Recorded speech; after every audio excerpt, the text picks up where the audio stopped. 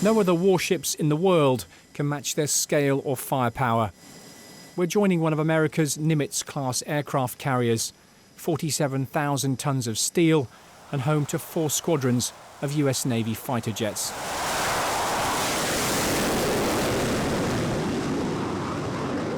Named in honour of the 41st president, the George H.W. Bush arrived in the Arabian Gulf in late March, her crowded deck operating around the clock, delivering America's assault on the terrorists of Islamic State.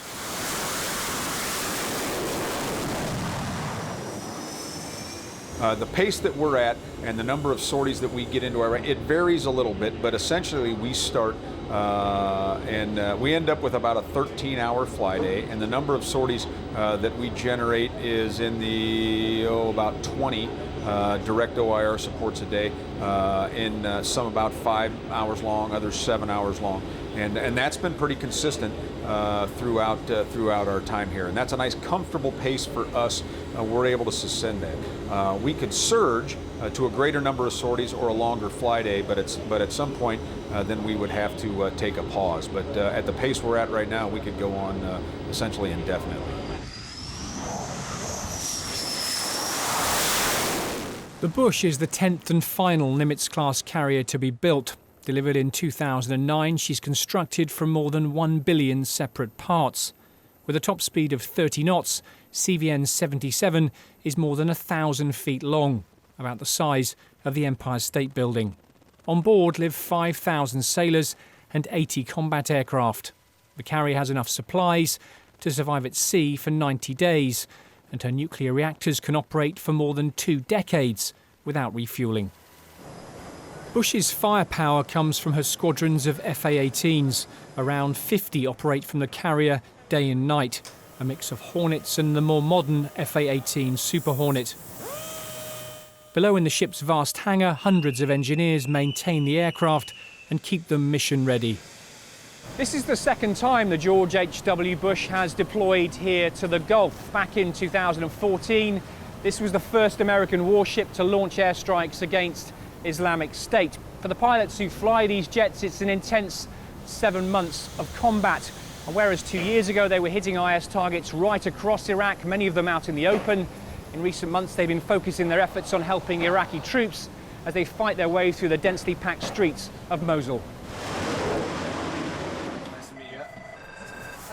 In their briefing room just below the flight deck, these are some of the pilots conducting those combat sorties. On average, they'll each fly several missions a week over Iraq and Syria, a mix of deliberate strike operations hitting known ISIS targets, or dynamic sorties providing rapid airstrikes in support of Iraqi, Kurdish or Syrian democratic forces. This pilot's known by his call sign Butters. Aged 35, he's been flying jets for 11 years. This his 4th combat deployment. And you've flown missions over Mosul? I have, yes. And Raqqa as well? Yes, I've been over both. And what is that like, just knowing what's below you? It's something we brief to on every flight, knowing exactly which folks we're going to be working with. It brings you back down to earth, knowing that we're talking with folks who are on the ground. We come overhead for a few hours at a time and support them as best we can. And these are folks who aren't they are there fighting the fight before we get there and after we leave. So that kind of grounds you in terms of perspective on what's really going on. And I've been involved with multiple instances of close air support in close proximity to friendly troops, where they are facing stiff resistance or other aspects that are impeding their ability to move forward or accomplish what they're trying to do that day. So we've been called in several different instances where we're either looking at degrading the enemy's ability to move freely in a specific area, and then also specifically targeting mortar positions, things that are directly affecting the ability of the ground troops to move forward. The US is the senior military power in Operation Inherent Resolve.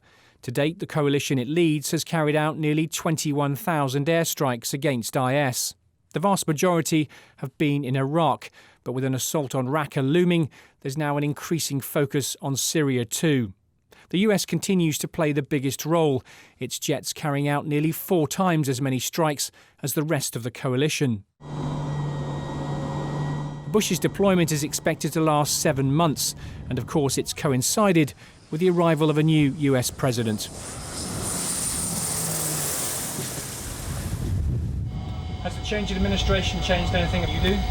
There really isn't. We left the day after the swearing in at the White House. So we had trained for over a year for this primary mission. We knew we were coming into an urban environment.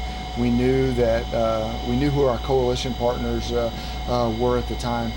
So our strikes, as I compare them to the Eisenhower and the Harry S. Truman who were here before we were, our strikes have stayed relatively the same. They've stayed exactly the same when it comes to the target. The target is the ISIS fighters. What we've seen is as ISIS has moved into those 3 enclaves that I've talked about, is our areas that we're going to have reduced. We've stayed in certain areas because that's where the ISIS fighters are. 3 years after the Bush was last in the Gulf, the picture on the ground in Iraq and Syria has changed. Islamic State has lost large swathes of territory it once controlled, and its headquarters in Iraq, the city of Mosul, is slowly and symbolically being liberated. For these US Navy aircrew, there are plenty more combat sorties to come as the coalition continues its mission to destroy Islamic State. Simon Newton, Forces News in the Arabian Gulf.